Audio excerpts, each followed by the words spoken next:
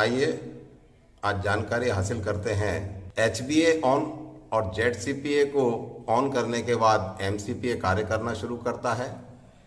MCPA वातावरण की हवा को खींचकर आगे डिलीवरी पाइप में भेजता है। ये डिलीवरी पाइप आपको दिख रहा है। इसी डिलीवरी पाइप पे MCPA का ड्रेन कॉक है। यह ड्रेन कॉक बंद होना चाहिए, अन्यथा यहीं से प्रेशर पूरा ड्रेन हो जाएगा, आगे सिस्टम को चार्ज नहीं करेगा। इसी डिलीवरी पाइप पे आप देख रहे हैं कि MCPA का ये सेफ्टी वाल है, जिसकी सेटिंग 8.5 kg/cm² होती है। यह सेफ्टी वाल ब्लो कंडीशन में स्टकअप नहीं होना चाहिए। यदि है तो इसे हल्के से टैप करना है।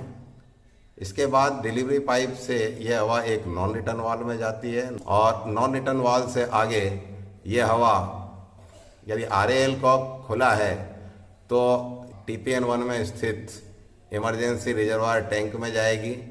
इस इमरजेंसी रिजर्वायर टैंक के नीचे एक ड्रेन कॉक लगा होता है। इस ड्रेन कॉक का भी बंद होना आवश्यक है और इसी ER टैंक पर ऊपर एक पाइप के जरिए ER गेज रहता है, जो कि इस ER टैंक में उपस्थित एयर प्रेशर की जानकारी देता है।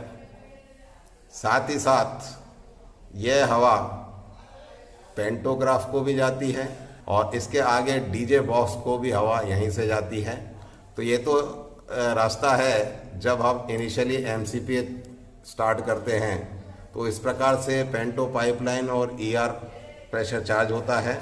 लोको की एनर्जाइज अवस्था में जबकि MCPA कार्य ना कर रहा हो तो कंट्रोल रिजर्वायर के जरिए यह हवा आगे आती है और कंट्रोल रिजर्वायर के बाद CDC लगा है।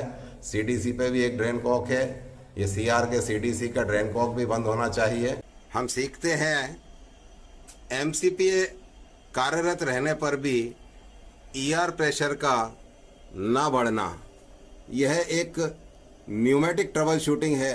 साथियों, हम देख रहे हैं कि MCPA कार्य कर रहा है। MCPA के कार्य करने के साथ साथ हमें जांच करना है। ER प्रेशर न बनने पर सर्वप्रथम हम MCPA पर लगे एयर इनटेक फिल्टर की जांच करेंगे। इसके लिए एयर इनटेक फिल्टर पर हम एक कागज़ लगाएंगे।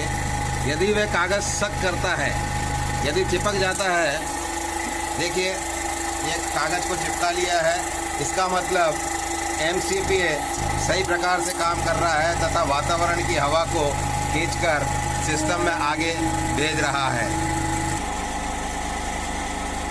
हम देख रहे हैं कि अभी तक ER प्रेशर का बढ़ना शुरू नहीं हुआ है।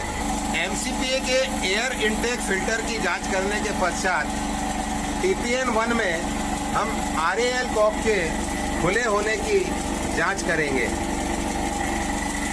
साथ ही साथ TPN1 में ही हम ER टैंक के नीचे लगे ER ड्रेन कॉक की भी जांच करेंगे।